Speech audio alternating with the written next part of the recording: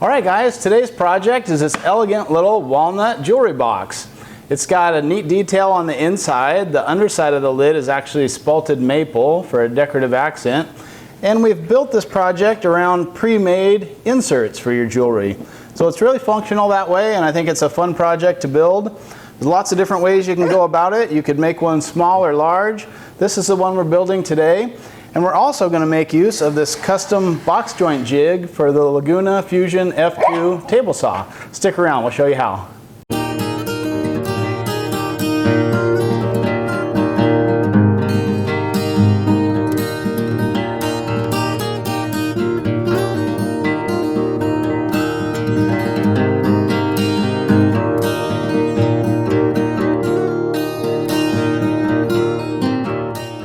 Well, we've got our lumber all milled up to thickness, and some of these are black walnut panels, and these will stay at 1/2 inch thickness, and those will make the sides of the jewelry box. Other pieces, like some spalted maple here and one of the pieces of black walnut, will stay a little thicker, and that's just so that we can slice them down the middle at the bandsaw for nice book-matched panels. Well, everybody has their favorite hardwood lumber species to work with. For me, typically it would be quarter sawn white oak, but it's hard to pass up an opportunity to use some of this beautiful black walnut and spalted maple. Of course, the size of the jewelry box is determined by the inserts that you choose.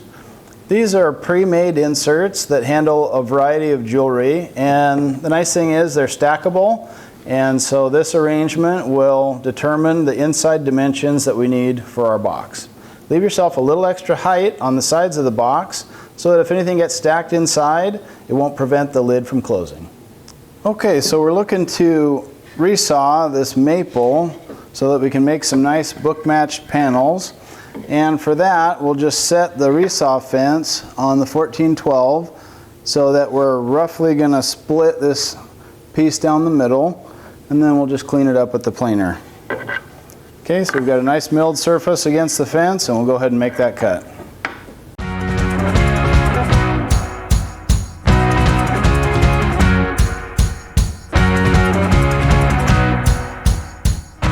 Wow, great looking resaw on the 1412 bandsaw with a 1/2 inch Pro-Force blade. Just a light pass through the planer, and this will be ready for our project. We're also going to resaw a piece of black walnut, and we'll use that for a book match panel for the top of the jewelry box.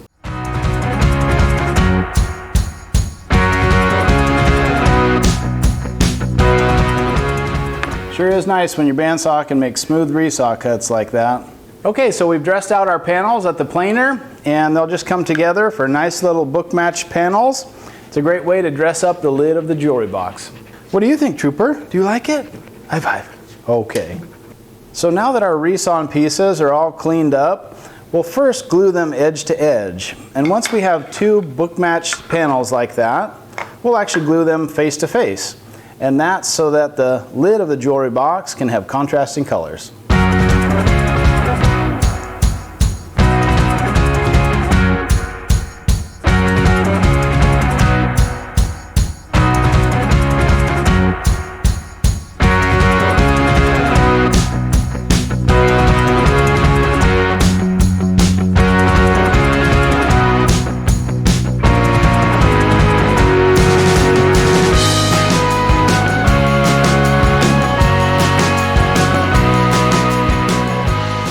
And we'll go ahead and get a 3/8 inch dado stack on the Fusion F2 and set up to use that box joint jig.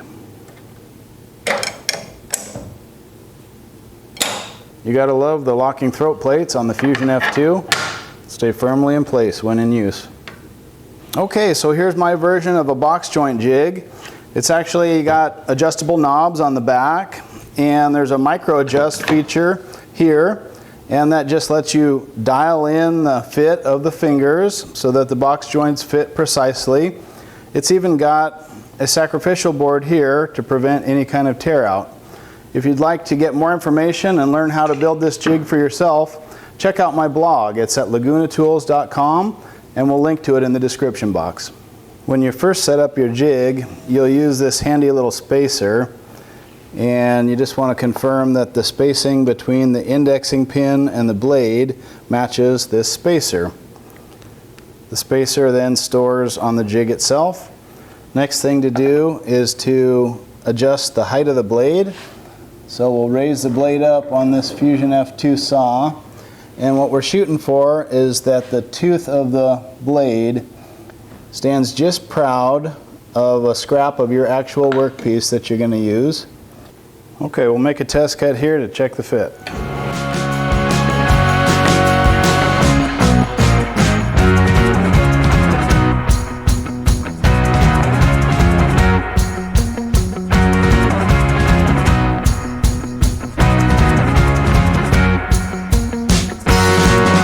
Okay, so with our first test cut, we see that the parts don't quite come together.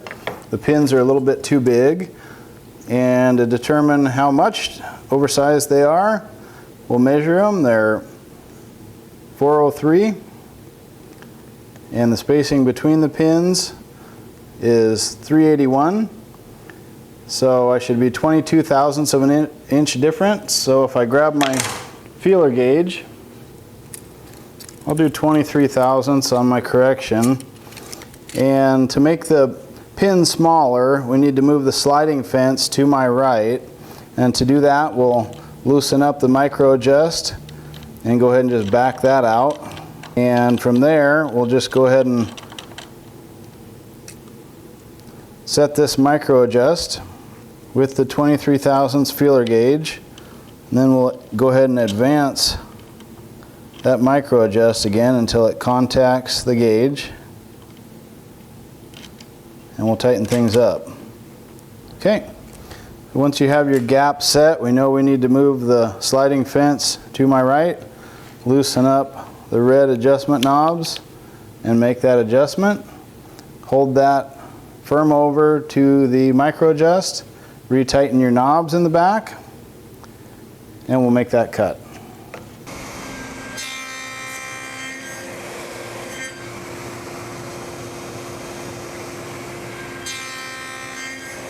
Okay, let's see how we did. Know if further adjustment is necessary. And looks like our parts come right together. Just a slightest amount of friction. I think that's going to be just right once the glue is in there. Things swell a little bit, you don't want them too tight. So that'll make a nice looking box joint. Now these pieces are a little bit oversized by design. There'll be a cut line right here to trim up this partial pin, but otherwise that looks like we got a pretty good looking box joint started there. So the only thing we do different with the reel pass is to add a fresh sacrificial insert so that you get a nice backed up cut to avoid any tear out. And you'll want to go ahead and mark one edge of each board as a reference. I'll just put that mark away from the key. As long as I do that with each board, things will come out consistently. We'll go ahead and start with the long sides of the jewelry box. Here we go.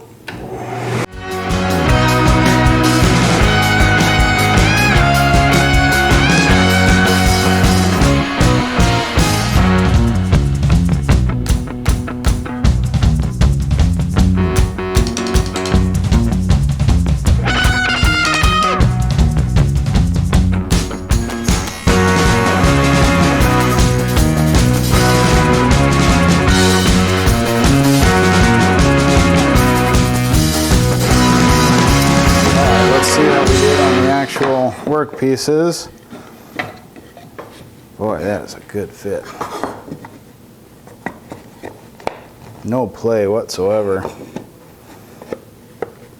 We have a term for that sort of fit in the woodworking world.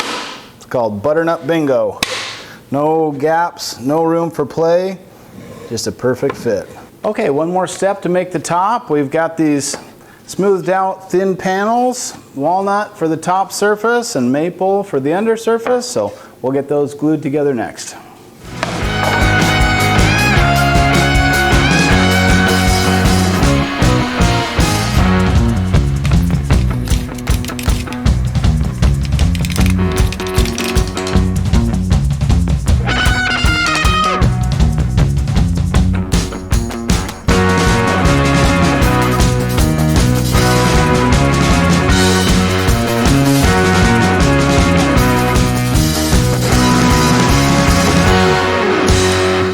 So you need that groove to align between the first and second pins at the top of the box. So we'll get that set. So go ahead and grab the laminated top panel that we made earlier. It's got maple on the bottom and walnut on the top. We've now planed it down to a 1/4 inch thickness, so it should just fit into our groove. Once you confirm that that fits in okay without too much fuss, why then you can go ahead and cut the panel to size, sand the interfaces of everything, and we'll glue this box up. Combination blade back on the saw, so use your riving knife whenever you can. It's a great safety feature.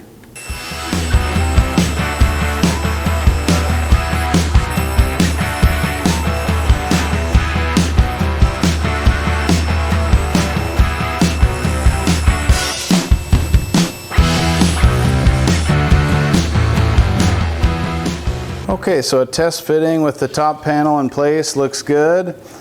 You can see that two-tone effect with the nice walnut. It looks pretty simple on the outside, but once you open the lid, that's when it'll reveal the nice contrasting color.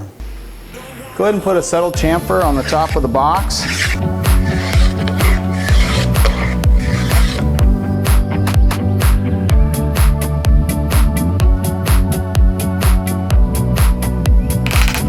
Normally you'd offset your clamps next to the joints, but my box joints came out perfectly flush, so I'm just gonna go ahead and clamp right over the joint surface.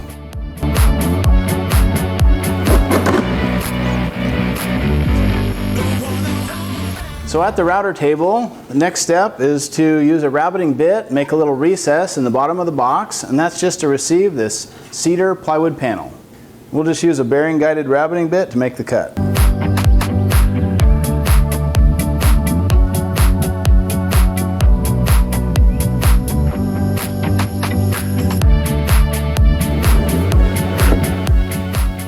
Now at the bandsaw, we're going to make a fairly detailed cut. We're going to slice the box in half to release the lid, and that's just so we can make a hinged top. Now, if you don't have a great bandsaw, this may be a challenge for you, but with the 1412, we've actually got 5 ceramic guides above the table and 5 ceramic guides below the table, so it's no problem on this saw.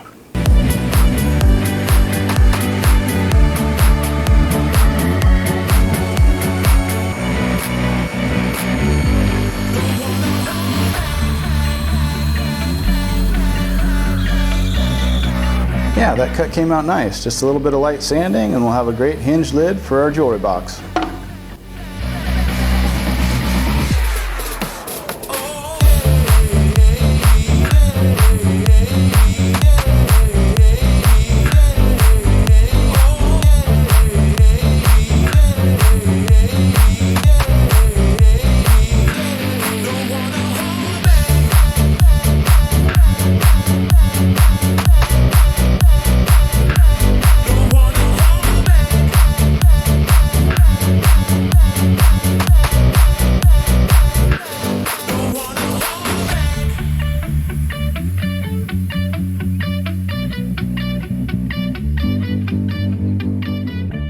Just a quick note about jewelry box hinges. There's a couple varieties.